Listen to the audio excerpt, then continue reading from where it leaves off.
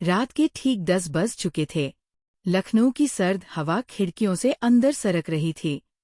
बाहर बारिश की बूंदें छत पर, पेड़ों पर, गली की ईंटों पर टप-टप गिर रही थी। घर में सन्नाटा था। सिर्फ छत का पुराना पंखा धीमे धीमे घूम रहा था और फ्रिज की हल्की सी हमकी आवाज आ रही थी। बेटा यानी बाबू ऑफिस से बोला था कि आज लेट आएगा। कोई मीटिंग है, कोई क्लाइंट आया है। रात 12 से 1 बजे तक तो वो आएगा नहीं। रिया किचन में खड़ी थी।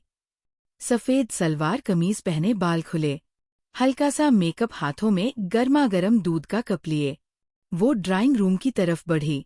ससुर जी रामा रामेश्वर प्रसाद सोफे पर बैठे थे, कंबल ओढ़े। टीवी पर कोई पुरानी हिंदी की फिल्म चल रही थी। अमिताभ बच्चन वाली, पर उनकी नजरें स्क्रीन पर नहीं थी, किचन के दरवाजे पर टिकी थी। रिया ने कप आगे बढ़ाया। ससुर जी लीजिए, आज ठंड बहुत ज्यादा है, गर्म दूध पी लीजिए, गला भी गर्म रहेगा। रामेश्वरम ने कप लिया। उंगलियां जानबूझकर रिया के नरम हाथों पर रुक गई। थोड़ी देर तक वही रही, फिर धीमे से बोले, बेटी तेरे हाथ तो बर्फ जैसे ठंडे हैं, अंदर तक ठंड घुस गई लगती है। रिया ने हल्के से मुस्कुराकर कहा, हाँ जी, बाहर बारिश हो रही है ना, सही ना, सर्दी बहुत लग रही है। रामेश्वरम ने कंबल थोड़ा सा खींचा और सोफे की तरफ इशारा किया। आजा यहाँ बैठ जा थोड़ी देर, कंबल के अंदर थोड़ी गर्मी मिलेगी। अकेले बैठे बैठे मैं बोर हो रहा हूँ।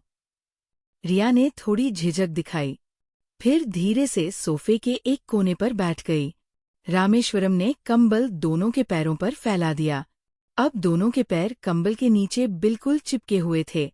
रिया के पैर ठंड थे, ससुर जी के पैर गर्म।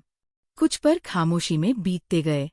टीवी पर अमिताभ अपनी आवाज में गा रहा था, चुरा लिया है तुमने जो दिल को। रामेश्वरम ने धीमी आवाज में कहा, रिया ने, ये कंबल कितना छोटा है ना, पूरा ढक भी नहीं पा रहा, थोड़ा एडजस्ट करना पड़ेगा। रिया ने नजरें झुकाकर बोला, तो आप ही कर लीजिए ना, मैं क्या करूं? रामेश्वरम ने हल्की सी गंदी हंसी में बोला, अरे मैं तो कर ही लूंगा, बेटी देख नहीं रही। उन्होंने कंबल के अंदर हाथ काट डाला, पहले रिया के पैरों पर रखा, बस रखा ही था, फिर धीरे धीरे रगड़ने लगे। रिया का सांस थोड़ा तेज हो गया। वो धीमे से बोली, ससुर जी, ये क्या कर रहे हो आप? रामेश्वर मासूम बनकर बोले, अरे बस पैर ठंड है ना, उन्हें थोड़ी सी सेक दे रहा हूँ, बहू हो तुम मेरी, इतना तो फर्ज बनता है ना। रिया ने कुछ नहीं कहा, धीरे से अपने पैर छोड़ दे और अंदर धकेल दिए। अब ससुर जी की उंगलियां उनके पैरों के बीच वाली नरम जगह पर धीरे धीरे घूम रही थी, जैसे कोई छोटी सी शरारत। रामेश्वरम ने फिर कहा, बेटी तू कितनी गर्म है, जैसे ऐसे कोई जलता सा चूल्हा अंदर हो। मैं तो सोच रहा था कि इस आग को अंदर चूल्हे को हाथ लगाकर देख लूं, कितनी तेज जलती है ये। रिया का चेहरा लाल हो गया। उसने सिर्फ इतना कहा, आप ही ना, कितनी बुरी बुरी बातें करते हो।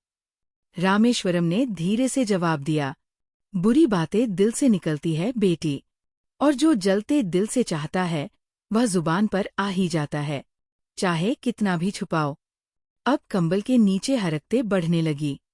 प्रिया का हाथ धीरे धीरे ससुर जी की जांघ पर आ गया, बस रख दिया, हिलाया नहीं, पर उंगलियां हल्के हल्के दबा रही थी। रामेश्वरम ने आंखें बंद कर ली और बोले, बस ये थोड़ी देर ऐसे ही, कोई काम नहीं, बस ये गर्मी महसूस करते रहे।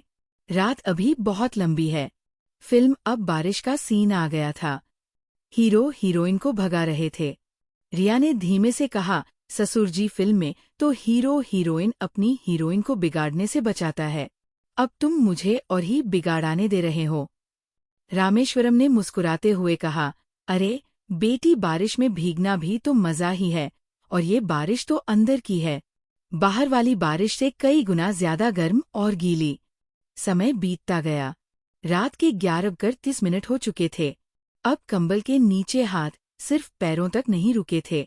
रामेश्वरम की उंगलियां धीरे धीरे रिया के जांघों की तरफ बढ़ रही थी। रिया ने विरोध नहीं किया, बस सांसें तेज हो गई। रिया ने धीमे से पूछा, ससुर जी, अगर बाबू आ गए तो? रामेश्वरम ने आंखें खोली और बोले, तो क्या, हम तो बस कंबल ओढ़े टीवी देख रहे हैं, कुछ गलत थोड़ा है। रिया हंस पड़ी, हल्की सी शर्माती हुई हंसी। आपकी ये बातें अभी कितनी खतरनाक है। रामेश्वरम ने फिर कहा, खतरनाक तो तब होगी जब मैं कुछ और करने लगता, तभी तो बस हाथ फेर की बातें हैं। रिया ने शरारत से कहा, तो आप और क्या क्या करना चाहते हैं? रामेश्वरम ने एक पल रुक कर बोला, जो दिल चाहता है बेटी, पर अभी तो बस इतना ही काफी है, बाकी की बातें दिल में ही रहने दो। अब दोनों के बीच सन्नाटा था, पर वो सन्नाटा बोल रहा था। कंबल के नीचे छोटी छोटी हरकतें जा रही थी, कभी उंगलियां जांघ पर रगना, कभी पैर आपस में रगड़ते, कभी रिया का हाथ ससुर जी की कमर के पास पहुंच जाना। रात के 12 बज गए, बाहर बारिश और तेज हो गई, बिजली चमक की गरज रही थी। रिया थोड़ा सहम गई। रामेश्वरम ने कंबल और कसकर खींचा। अब दोनों लगभग एक दूसरे से लगे हुए थे। रामेश्वरम ने कान के पास फुसफुसाया, डर मत बेटी, मैं हूं ना। रिया ने भी फुसफुसा कर कहा, मुझे डर नहीं लग रहा, बस दिल बहुत तेज से धड़क रहा है। रामेश्वरम ने मुस्कुराकर कहा, दिल की धड़कन तो सुनाई दे रही है, ये तो अच्छी बात है। फिर दोनों चुप हो गए। कंबल के नीचे अब हाथ और ज्यादा नीचे जा रहे थे, पर कुछ भी खुलकर नहीं। सब इशारा में, सब चुपके से, सब गंदे गजर प्यार अंदाज पे। रात के 1 बजे बज गए। बाहर गाड़ी की आवाज आई, बाबू आ गया। दोनों ने फटाफट कंबल ठीक किया, टीवी की आवाज बढ़ा दी। रिया उठकर किचन की इस तरफ चली गई। रामेश्वरम सोफे पर ऐसे ही बैठे जैसे कुछ हुआ ही नहीं हो। बाबू अंदर आया, थका हारा। अरे वाह, दोनों जगह हो। रामेश्वरम बोली, हाँ बेटा, थोड़ी देर टीवी देख रहे थे, तू आ गया, अच्छा हुआ। रिया किचन से बोली, बाबू गर्मागर्म दूध लाओ। बाबू ने हंसकर कहा, नहीं बस सोरे जाऊंगा, बहुत थक गया हूं। वो सुधा बेडरूम में गया, मैं चला गया। रिया वापस आई, रामेश्वरम की तरफ देखा, दोनों की नजरें मिली। दोनों के चेहरे पर वही शरारत भरी मुस्कान थी, वो मुस्कान जो सिर्फ दोनों समझ सकते थे। रामेश्वरम ने धीमे से कहा, कल रात फिर आएगी ना? रिया ने शर्माकर सिर हिलाया हल्का सा, और फिर दोनों अपने अपने कमरे में चले गए। पर दोनों जानते थे, ये रात खत्म नहीं हुई, ये तो बस शुरुआत थी, और बाकी की रातें अभी बहुत लंबी थी। बाबू ससुर जी की चुप्पी छुपी वाली लंबी रातें, बाकी की रातें अभी बहुत लंबी है। जारी असली रात बारिश थम चुकी थी, लेकिन हवा में अभी भी वो ठंडक बाकी थी जो हड्डियों तक उतर जाती है।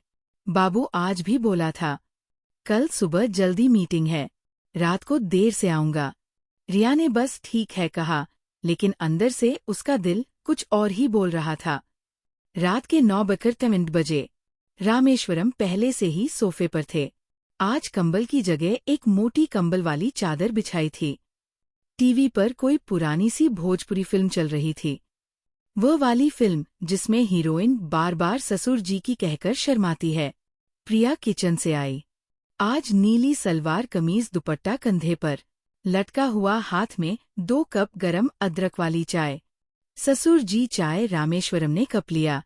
इस बार उंगलियां ने पूरा हाथ रिया के हाथ पर रंग दिया। बेटी, आज फिर ठंड लग रही है। रिया ने हल्के से सिर हिलाया, बहुत ज्यादा। रामेश्वरम ने चादर की तरफ इशारा किया, आजा, आज चादर बड़ी है, पूरा पूरा ढक जाएगी। प्रिया बिना कुछ कहे बैठ गई। इस बार वो थोड़ी करीब बैठी, दोनों के कंधे लगभग छू ही रहे थे। चादर दोनों पर डाल दी गई थी। पहले कुछ मिनट चुप्पी, फिर रामेश्वरम ने धीमे से कहा, कल रात जो हुआ वो सपना था क्या? रिया ने नजरें झुकाकर बोला, सपना होता तो आज फिर ना बैठती। रामेश्वरम की सांस थोड़ी भारी हो गई। वो आज क्या चाहती है मेरी बहू? रिया ने पहली बार सीधे उसकी आंखों में देखा, वही जो कल रात अब चाह रहे थे, पर आज थोड़ा। और रामेश्वर मुस्कुराए। वह मुस्कान अब मासूम नहीं थी, अब उसमें वह आग थी जो कल रात सिर्फ जल रही थी, आज वो भड़कने वाली थी। चादर के नीचे हाथ फिर से जलने लगे। इस बार रामेश्वरम की उंगलियां सीधे रिया के जांघों पर धीरे धीरे ऊपर की तरफ। रिया ने पैर थोड़े फैलाए। विरोध नहीं किया, बल्कि इजाजत। रिया ने फुसफुसाया, ससुर जी अगर कोई देख ले तो। रामेश्वरम ने कास कान के पास में मुंह लगाकर कहा, कौन देखेगा, बाबू तो सुबह तक नहीं आएगा, और पड़ोस वाले सो चुके हैं, बस तू और मैं। और ये चादर। अब रामेश्वरम का हाथ रिया की कमर पर, फिर पीठ पर, धीरे धीरे कमर के नीचे की तरफ। प्रिया की सांसें तेज हो रही थी, खुद ही अब हाथ बढ़ा रही थी ससुर जी की छाती पर, फिर पेट पर, फिर और नीचे। रामेश्वरम ने आंखें बंद करके कहा, बेटी तू कितनी नरम है, जैसे रेशम कोशम को छू रहे हैं। मन बहक जाता है। रिया भैया ने शरारत से कहा, और आप अपनी उंगलियां कितनी शरारती है। रामेश्वरम हंसे, शरारत तो दिल की है, उंगलियां तो बस उसकी बात मान रही है। अब दोनों के बीच दूरी खत्म हो चुकी थी। रिया का सिर रामेश्वरम के कंधे पर था। रामेश्वरम का एक हाथ रिया के बालों में, दूसरा हाथ अब पूरी तरह रिया की जांघों के बीच में धीरे धीरे मसल रहा था। रिया की सिसकियां अब चुपके से निकल रही थी। रिया ने धीमे से कहा, ससुर जी, ये गलत तो नहीं ना? रामेश्वरम ने जवाब दिया, गलत वही होता है जो दिल को दुखाए, ये तो दिल को सुकून दे रहा है। रिया ने मुस्कुराकर कहा, तो फिर सुकून देते रहिए, रात अभी बाकी है। रात के 11:30 हो चुके थे। अब चादर के नीचे सब कुछ और तेज हो गया था। रामेश्वरम ने रिया को अपनी गोद में खींच लिया। रिया अब लगभग उसके ऊपर लेटी हुई थी। चादर दोनों को ढक रही थी। रामेश्वरम ने रिया के कान में फुसफुसाया, बेटी आज तुझे पूरा सुकून दूंगा। रिया ने आंखें बंद कर ली और सिर्फ कहा, दे दीजिए सब कुछ, मैं आपकी ही हूं आज। अब हरकतें और गहरी हो गई। चुंबन, गले लगना, हाथों की वो हरकतें जो अब इशारे नहीं बल्कि पूरा एहसास बन चुकी थी। रिया की सिसकियां अब दबी हुई थी। रामेश्वरम की सांसें भारी। रात के 15 मिनट तक बाबू की गाड़ी की आवाज आई। दोनों ने फटाफट खुद को संभाला, चादर ठीक की। रिया किचन में भागी। रामेश्वरम सोफे पर बैठे जैसे टीवी देख रहे हो। बापू अंदर आया, अरे वाह, फिर से जगहो दोनों। रामेश्वरम बोले, हाँ बेटा, नींद नहीं आ रही थी। रिया किचन से बोली, चाय बनाऊं? बाबू ने थककर कहा, नहीं बस सो जाऊंगा। वो बेडरूम में चला गया। रिया वापस आई, रामेश्वरम की तरफ देखा, दोनों की नजरें मिली। रामेश्वरम ने धीमे से कहा, कल? फिर रिया ने शर्म कर कहा, लेकिन पक्के लिहाज में कहा, कल नहीं परसों भी, और आने वाली हर रात। रामेश्वरम ने मुस्कुराकर सिर हिलाया, और दोनों जानते थे, ये रातें अब कभी छोटी नहीं होंगी, ये रातें अब हमेशा लंबी रहेंगी, क्योंकि जो आग जल रही है वह इतनी आसानी से तो बुझेगी नहीं। कहानी पसंद आई हो तो एक लाइक जरूर करना, और कमेंट करें कहानी का अगला पार्ट चाहिए तो कमेंट में बताइए, और चैनल को जरूर से सब्सक्राइब करिए। लाइक जरूर करना।